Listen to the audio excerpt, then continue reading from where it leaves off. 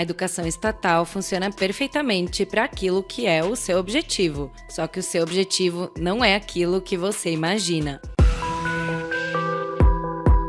Este é o Visão Libertária, sua fonte de informações descentralizadas e distribuídas. Esse artigo foi sugerido e escrito por Marco Batalha, revisado por JJ Liber e narrado por Salander. Sim, é isso mesmo que você ouviu. Ao contrário do mantra que nos é sempre repetido, o sistema estatal de educação funciona muito bem. Para aquilo que foi criado, ele funciona de maneira impecável. Isso lhe parece surpreendente? Pois é, isso é mais uma prova de que o sistema funciona muito bem. Vamos procurar entendê-lo. Você já parou para se perguntar quais características definem nosso sistema educacional? Você já se questionou sobre o que realmente é cobrado dos alunos? Você já buscou informações sobre quando, onde e por que esse sistema foi criado? Bom, vejamos. Como você descreveria nosso sistema educacional? Vamos lá! Ele é centralizado. Há o Ministério da Educação, que controla todos os aspectos do que é ensinado nas escolas. E ele é obrigatório. Os pais são forçados a matricular seus filhos em uma escola ou são acusados de abandono intelectual. Nas classes, os alunos todos têm mais ou menos a mesma idade e veem um conteúdo pré-definido. As cadeiras ficam todas umas atrás das outras, arranjadas em fileiras. Os alunos são obrigados a ficar ali, quietinhos, enquanto o professor fica falando. Para entender de onde vem isso, precisamos ir para a Prússia e voltar um pouco no tempo. A Prússia é uma região europeia que compreende o que hoje é o norte da Alemanha e da Polônia. Em 1525, formou-se ali um estado cuja capital era Königsberg. Em 1701, esse estado se transformou no Reino da Prússia e sua capital foi transferida para Berlim. O Reino da Prússia foi a força motriz da unificação alemã e passou a moldar de forma decisiva o que seria a história da Alemanha. Os governantes prussianos pertenciam à Casa dos Hohenzollern, uma dinastia real que produziu vários príncipes, reis e imperadores. Um dos membros dessa casa era Frederico II, mais conhecido como Frederico o Grande. Frederico o Grande governou o Reino da Prússia entre 1740 e 1786, o mais longo reinado de um Hohenzollern. Durante esse período, ele patrocinou artistas e intelectuais, reorganizou o exército prussiano, obteve várias conquistas militares e venceu a chamada Guerra dos 7 Anos. E o que foi essa Guerra dos 7 Anos? Em 1748, Frederico capturou a Silésia, uma próspera província que pertencia à Áustria. Maria Teresa, a imperatriz austríaca, formou uma aliança para tentar recuperar a província. Assim, em 1756, começou essa guerra, com um lado liderado pela Prússia e o outro por uma coalizão franco-austríaca. Embora as tropas prussianas fossem mais numerosas, mais treinadas e mais bem armadas do que as de seus adversários, elas perderam várias batalhas de forma humilhante. Parecia que muitos soldados prussianos se recusavam a lutar até a morte pelo rei deles. Para esses soldados, com razão, era mais importante se preocuparem consigo e com suas famílias do que se sacrificarem em uma estúpida guerra de conquista. Isso era um problema para Frederico. Como assim? Como soldados fogem de tiros para preservar as próprias vidas ao invés de se sacrificarem pelas necessidades do Estado? Algo precisava ser feito. Artistas e intelectuais, sempre ávidos por uma boquinha, não hesitaram em defender o rei. Para eles, o problema era a natureza individualista da população, que não se preocupava com o coletivo, com o bem maior. Como incutir esse ideal coletivista no rebanho? Sim, começando desde cedo, enquanto ainda bezerrinhos e não dando nenhuma oportunidade para escaparem do curral. Dessa forma, após o fim da Guerra dos 7 Anos, em 1763, Frederico o Grande publicou um decreto regulando o sistema de ensino. Isso ficou conhecido como o Sistema Educacional Prussiano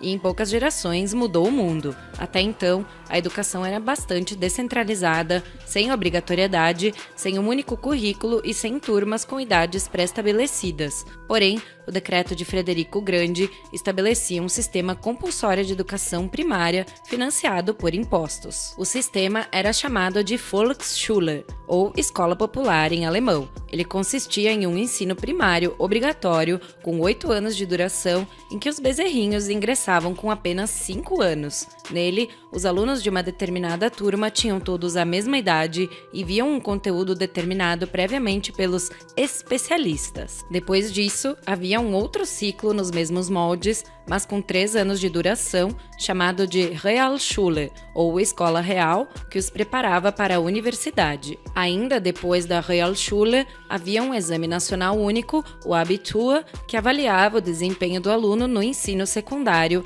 e permitia o ingresso na universidade. Tal exame possibilitava que o governo controlasse quem faria o ensino superior. No comecinho do século XIX, durante as guerras napoleônicas, entre a Prússia e a França, esse sistema foi aperfeiçoado e o grau de controle estatal sobre a educação aumentou ainda mais. O sistema educacional prussiano fornecia educação pública, gratuita e de qualidade, piso salarial, treinamento e registro profissional para professores, financiamento para a construção de escolas, currículo pré-determinado para cada série, supervisão do que era ensinado em classe e instrução secular. Notem que, com pouquíssimas modificações, esse é exatamente o mesmo sistema que usamos atualmente. Temos hoje o ensino fundamental nos mesmos moldes da Volksschule, o ensino médio nos mesmos moldes da Realschule e um exame nacional do ensino médio igual ao Abitur, tudo controlado pelo Estado. Tal como acontece hoje, o discurso era de que esse sistema oferecia uma educação de qualidade à população.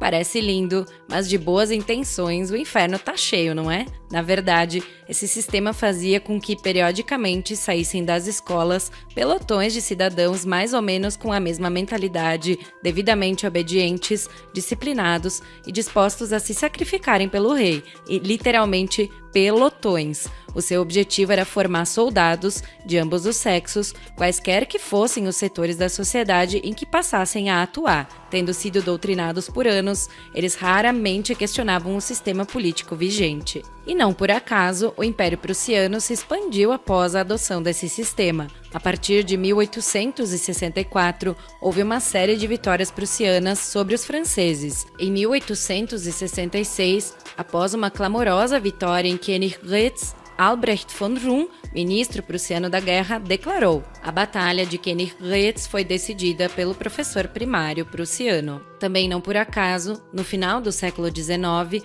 houve as guerras de unificação da Alemanha e a formação do Reich alemão, que desembocou nas 2 guerras mundiais. Obviamente, o sistema educacional prussiano não foi o único fator, mas foi algo essencial nesse processo. O sucesso desse sistema foi tão contundente que os outros países passaram a adotá-lo. No século XIX, a maioria dos demais países europeus já o havia implementado. No início do século XX, a maioria dos países na América também já havia adotado esse sistema. Aqui no Brasil, ele começou a ser implementado já no final do período imperial. Atualmente, quase todos os países seguem o modelo prussiano. Dada a sua extrema eficiência, isso não é de se espantar. É um sistema diabolicamente brilhante, em que os políticos decidem o que vão estudar os seus súditos, hoje chamados eufemisticamente de eleitores. Você aprendeu algo sobre a história desse sistema na escola? Claro que não. É fundamental manter os bezerrinhos ignorantes do que está por trás dele. Da mesma forma,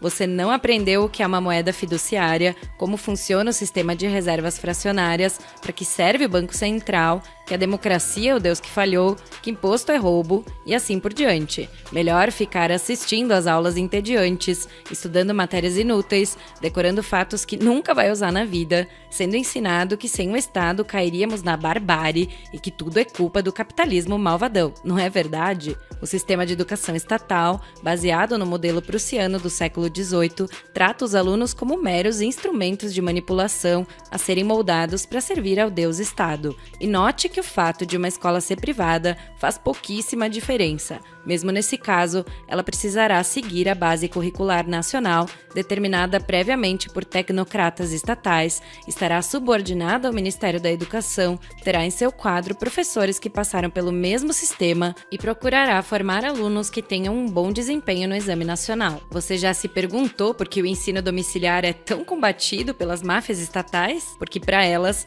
é fundamental manter o controle absoluto sobre a educação. Hoje vemos a eficiência de tal modelo. Quando os cidadãos questionam algo, raramente vão ao cerne do problema. Normalmente o fazem de forma superficial. Por exemplo, quando os senhores bovinos gadosos brigam entre si por esta ou aquela facção criminosa, também chamadas de partidos políticos, estão apenas brigando para decidir por quem vão ser chicoteados pelos próximos 4 anos. Eles jamais questionam o porquê de serem chicoteados.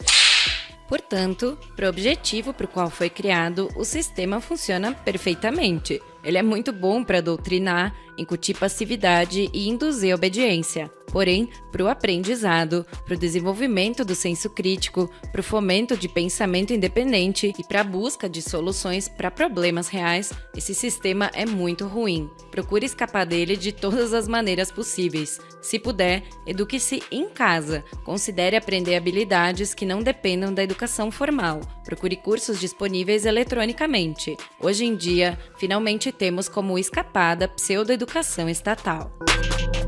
Obrigado por sua audiência. Se você gostou desse vídeo, clique no ícone de curtir abaixo e compartilhe o vídeo em sua rede social. Se você deseja ser notificado de outros vídeos, clique em se inscrever e depois no ícone de campainha. Até a próxima!